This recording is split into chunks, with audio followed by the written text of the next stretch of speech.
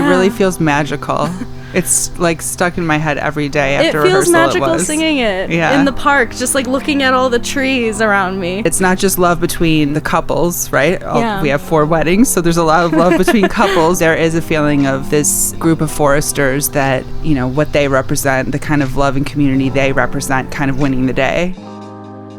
Hi, I'm Kelli Rademacher, and this is Behind the Bard. And on this episode, we're talking with Cayla, who is my musical director and composer for this season's production of As You Like It.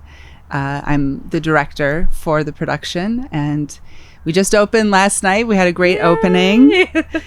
So we're really excited to kind of explore and share what the process was like for really creating the music and how that related to the whole show, the show as a whole, how it really brought the show to life. There's more songs in As You Like It than I think any other Shakespeare play. So we had a lot of work to do and a lot of fun to be had. So maybe we could start by, if you want to just talk about as you kind of got into the play and how the songs hit you as like part of the story. Yeah. Ironically, I actually had sang a couple different versions of Blow, Blow, Thou Winter Wind and Lovers Love the Spring before. So it was very interesting. I was like, oh, I already know these songs, but how do we, you know, take this music and put it into a style that's unique to our production and unique to our purposes? And that was a really fun challenge for sure.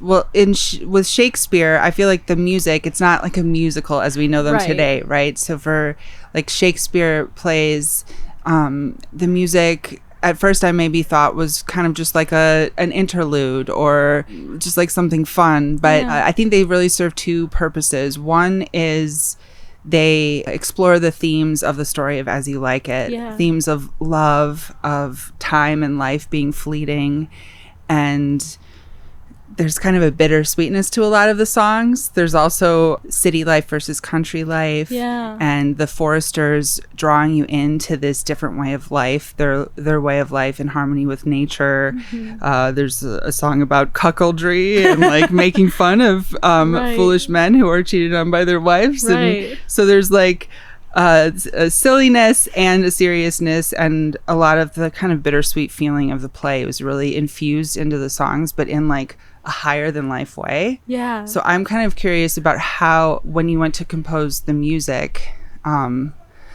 how those things came into play. When I went to compose each individual song, the first thing that I did was sit down, look at the scene, look at the context. Okay, what is happening before and after the song? Is the song starting the scene? Is the song ending the scene?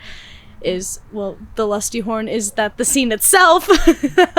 And really taking the context, that gave me a sense for what the feel would be like, as well as the text of the song itself.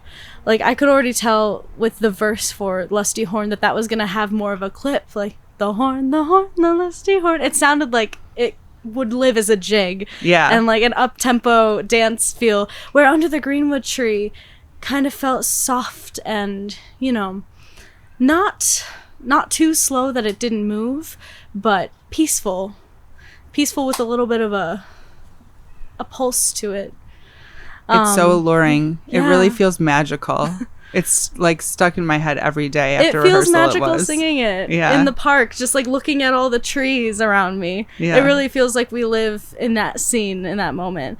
I mean, anytime I'm on stage with the Foresters, it feels that way, but in that song especially, since that's what the whole context of it is. And we're really introducing the world of the Foresters in Under the Greenwood Tree, even though we've already seen them before. This is where we really get to see them live. The Foresters, if you haven't seen the play or you're not familiar with it, they're referred to in the play as the Merry Misfits, like Robin Hood's Merry Misfits, right? And I think the music pretty much as a whole comes from them and from Amiens, which is the character that Cayla plays. The Foresters, their music, I think, brings to life the energy of the show so much.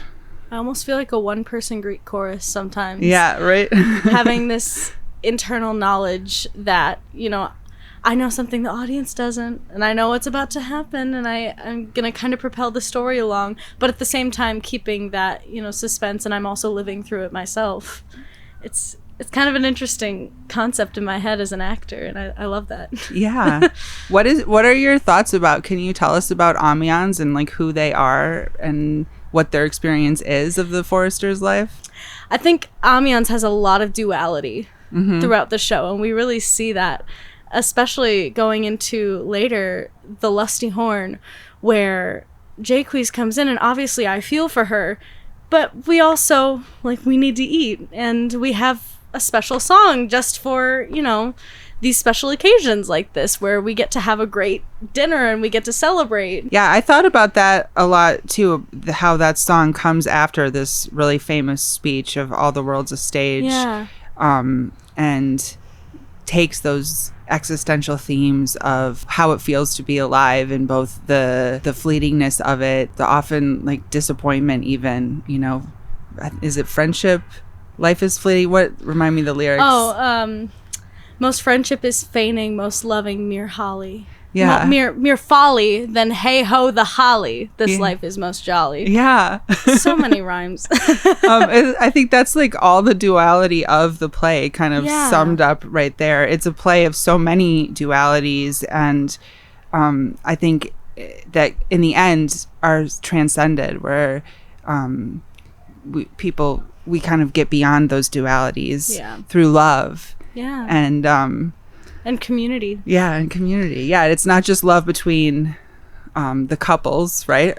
We have 4 weddings, so there's a lot of love between couples, but there is a feeling of this group of foresters that you know, what they represent, the kind of love and community they represent, kind of winning the day. Thanks for tuning in to this episode of Behind the Bard. You're watching Behind the Bard. This is Behind the Bard. Thanks for tuning in for Behind the Bard. Welcome to Behind the Bard. This is Behind the Bard. Thanks for tuning in to Behind the Bard, your home for conversations about Shakespeare theater and the people behind the production.